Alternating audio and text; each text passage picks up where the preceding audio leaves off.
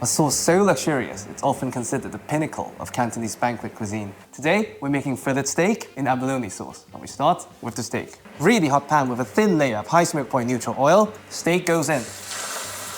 Just like in dry abalone cooking, where you finish the abalone by glazing it in the sauce, we're going to do the same with the steak. So we're not trying to cook this to the desired doneness, merely searing to build meaty flavors via the Maillard reaction and later nutty complexity via caramelization.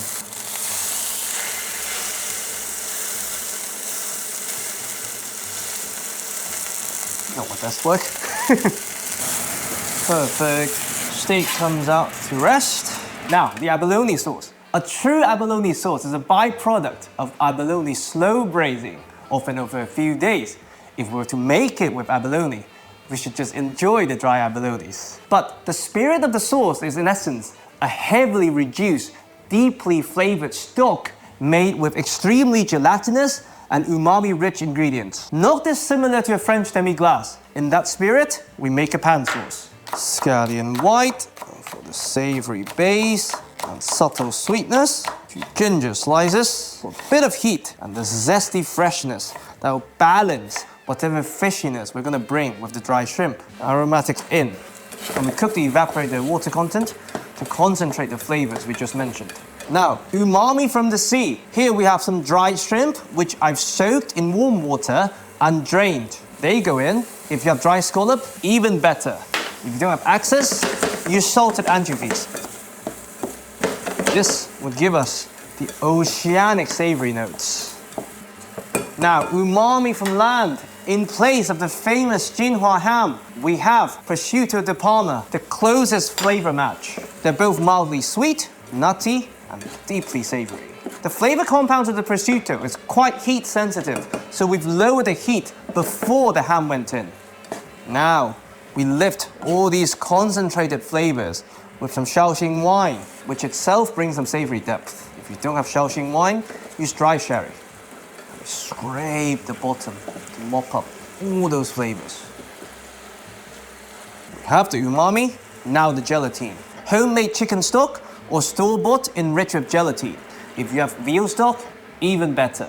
But with this method, even water would work. So don't let the shopping stop you. We bring this back to a boil and let this reduce by at least half.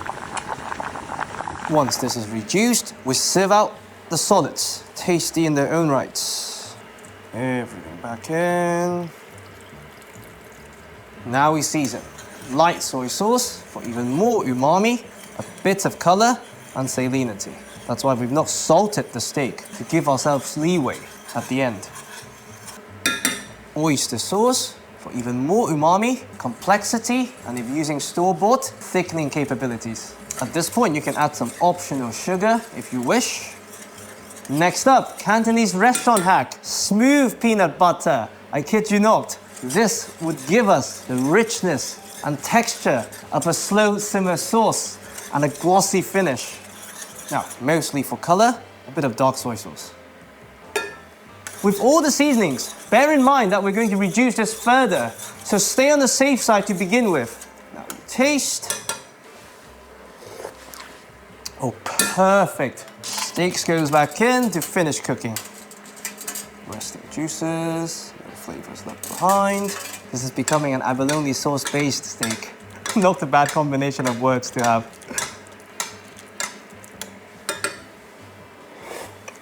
Oh, this sauce is incredible. Once it hits 47, 48, steak comes out to rest. Directly on our serving plate. This will also warm up the plate. Now we reduce the sauce. This is spoon coating in its own right, but just to give it that signature Cantonese shine. Stove off, starch slurry. And we bring back some heat for the starch to gelatinize.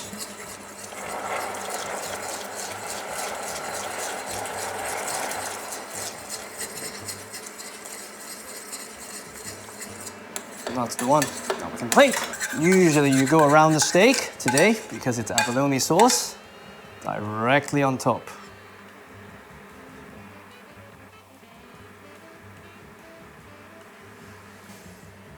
This is fillet steak in abalone sauce.